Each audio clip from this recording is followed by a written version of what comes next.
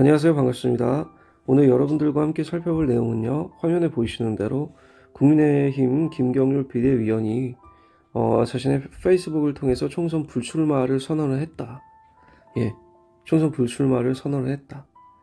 이것과 연계돼서 그러니까 보수 우파 자유진영의 총선 승리를 위해서 제가 생각하고 있는 세 가지 이제 포인트들 여러분들과 함께 공유할 것입니다. 저는 사실 늘 보수가 자유우파가 승리하기를 진심으로 바라는 사람입니다. 현재 이제 대한민국을 좀먹고 있는 586 운동권들, 그리고 그 밑에 민주당 안에 즐비한 한청년 똘마니들, 또 통합진보당 떨거지들, 이런 것들이 막 믹스가 되면서 민주당이 지금 아사리판이 나고 있는데, 이런 상황에서 절대로 민주당이 정권을 잡으면 안 된다라는 확신을 갖고 있어요, 저는. 네. 그래서 반드시 보수 우파가 승리해야 된다라고 생각을 합니다. 또 그게 지금 한동훈 비대위원장이 586 운동권 청산의 기치를 걸고 전진하는 것이랑 상당히 제가 갖고 있는 철학이나 이 사고가 합치되는 부분도 있고요. 근데 가장 중요한 게 뭐냐?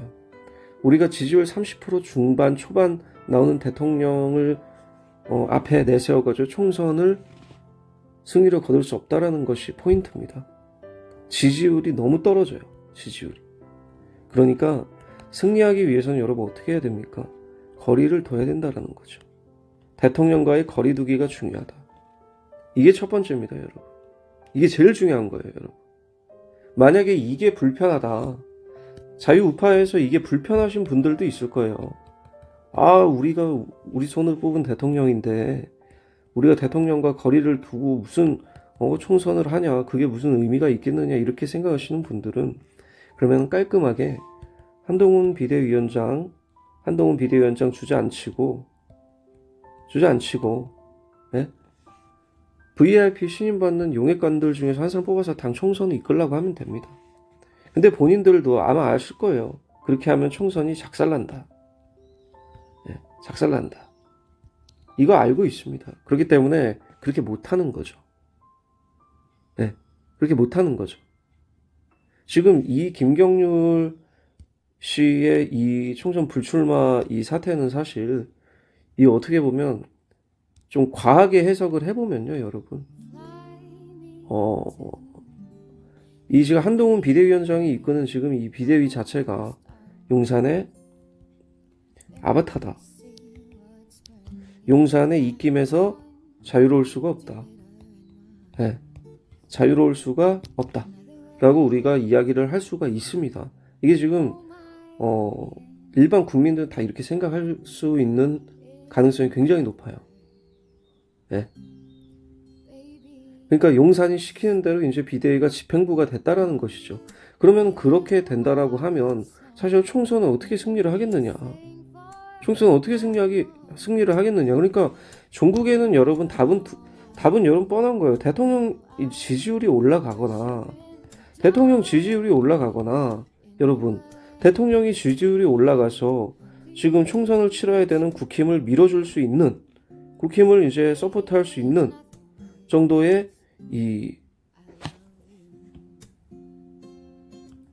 힘을 갖추거나, 네? 지지율 자체는 힘이니까, 네? 아니면 대통령과 거리를 둬야 된다는 결론이 나오는 거예요.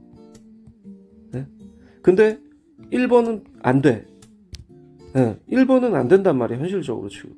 그러면 2번이란 말이에요, 정답은. 그죠? 2번이라는 거예요. 네.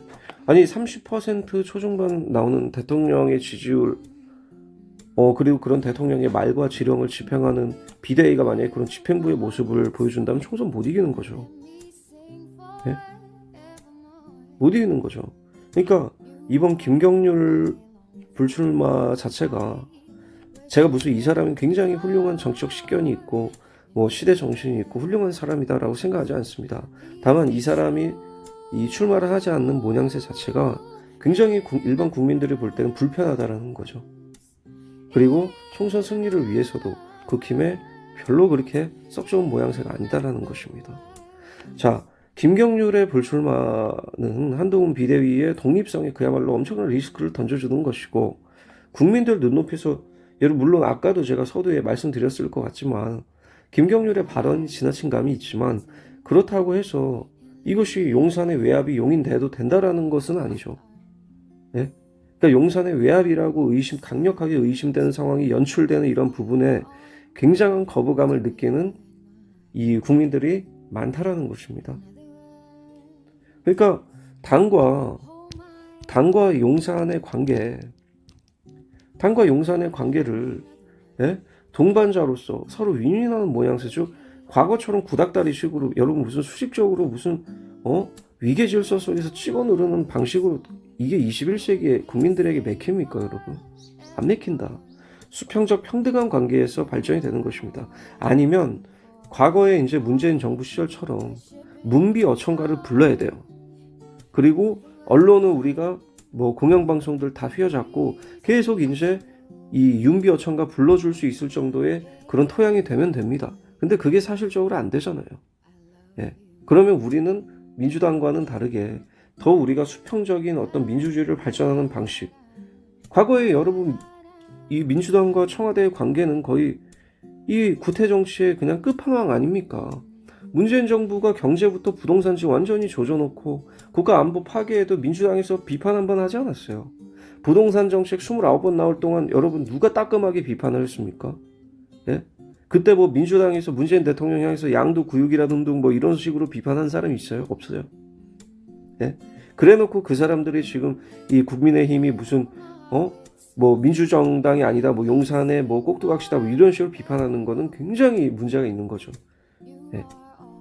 굉장히 문제가 있는 거죠. 본인은 이 민주당 같은 경우 비판 자격조차 없는 정당이라고 여러분들께서 보시면 됩니다. 그러니까 지금의 민주당은 민주주의와 완전히 상관이 없는 정당으로 여러분 인식하시는 게 가장 합리적일 것으로 보이고요. 즉 이 주인과 노예의 관계로 작금의 용산과 당의 관계를 규정하고 바라보기에는 여러분 제가 단언코 이야기하지만 국민들의 수준이 높아졌다. 자, 그리고 두 번째, 정권 심판론을 불식시키는 것이다. 여러분 정권 심판론을 불식시키는 것이다. 이게 또 중요합니다. 뭐라고요? 정권 심판론 불식. 이게 중요하다. 두 번째로. 첫 번째는 뭐라고 했어요 여러분? 거리두기. 그죠? 정권 심판론을 불식한 게 중요하다. 그러니까 심판받는 대상을 전환한다라는 것이죠. 다시 말해서 VIP와 현 비대위가 심판을 하는 주체로 포지션을 체인지하는 것입니다. 그러니까 총선이라는 것은 원래 여러분 행정부, 그러니까 집권 여당을 심판하는 게 맞아요. 왜? 집권 여당이 정치를 잘했느냐, 경제 국정 운영을 잘했느냐를 놓고 심판하는 게 맞는데, 다만 윤석열 정부 같은 경우에는 뭡니까? 의회 권력이 굉장히 밀리는 상태에서 출범을 하고 민주당의 발목 잡기로 지금 관련 여러분 중대재해법만 해도 그렇지 않습니까? 그러니까 경제에 도움이 되는 모든 법안들이 다 정지되어 있는 상태예요. 그러니까 자신의 철학을 마음껏 펼치지 못한, 즉 정산 창작할 만한 요소가 있다라고 저 개인적으로 생각을 합니다. 네. 즉 방어하는 입장과 공격하는 입장의 이 포지션 체인지를 통해 정권 심판론이 아닌 다시 한번 제대로 일을 할 수 있는 환경을 만들어 주자라는 여론이 형성되면 반드시 이게 도움이 되는 것이거든요. 네? 또한 또 뭡니까 여러분? 현실적으로 그렇잖아요. 지금 대한민국을 좀먹고 있는 586, 똥86 운동권 정치 카르텔의 부정부패나 청산이라는 이 시대적 화두 앞에서 당연히 보수가 힘을 받을 수밖에 없는 것이고, 예? 이런 부분들이 미약하게나마 보수의 순풍을 불게 해줄 수 있는 요소로 자리매김을 할 수 있다는 것이죠. 예? 더 나아가서 여러분 지금 민주당 당대표 보세요. 저 부도덕성, 예? 그리고 민주주의가 완전히 몰락하고 자기네들 정당 출신인 국회의원이 나치 정당이라고까지 이야기할 만큼 민주주의가 파괴된 정당에, 그러니까 이 파쇼로 치닫는, 그러니까 파쇼로 저 정당이 치닫을 수 있는 이유는 뇌가 없고 이성이 없고 합리성이 없고 무식하고 민주주의가 뭔지 모르는 사람들이 이 세대가 되고 또 자기네들의 입맛에 맞는 방송만 보면서 뇌가 선동당하는 것이죠. 예. 간단합니다 여러분. 우리가 지금 민주당을 보는 거는 정상적인 민주정당이 완전히 마시가고 몰락하는 여러분 지금 현 주소를 여러분들께서 보고 계신 거예요. 예? 그렇기 때문에 이런 공수 체인지의 이런 부분들이, 예? 대외적인 요소에 이 국힘의 순풍을 돋게 해줄 수 있는 이 부분으로서 자리매김을 해줄 수 있는 것 아니냐라는 생각을 하고 있습니다. 세 번째는 뭡니까, 여러분? 세 번째. 역시 제가 항상 강조하는 거. 중도층 확대죠. 중도층 확대. 그러니까 집토끼를 놓쳐도 안 되지만 더 심각한 건 뭐예요? 집토끼만 보고 정치하는 사람들은 진짜 필패의 지름길이다. 이거는 정말 정치를 안 하겠다라는 겁니다.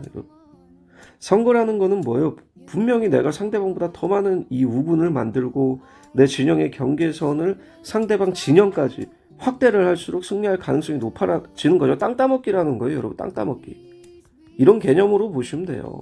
우리 우익의 땅의 파이를 좌익이 점유하고 있는 점유지까지 확대를 시키는 것이다, 여러분. 네? 이럴수록 승리 가능성이 높아진다. 근데 일각에서 걱정하는 게 뭡니까, 여러분? 네? 보수의 정신과 철학으로 진영이 확장돼야지 좌익 정신으로 계속 무장해서 확장한다고 하는데 그것이 무슨 의미가 있겠느냐, 이런 이야기를 한다는 것이에요. 네?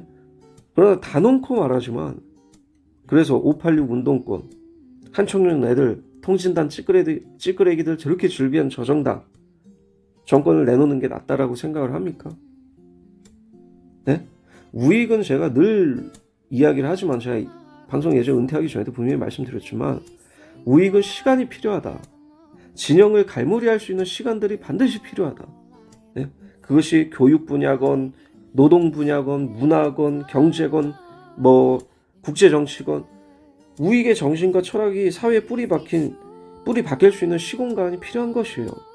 그런데 이 시공간이 준비되지 않은 상태에서, 네? 국민들이 받아들이기 힘든 이런 상황 속에서 계속해서 우리의 철학만 계속 밀고 나간다고 그것이 되겠느냐?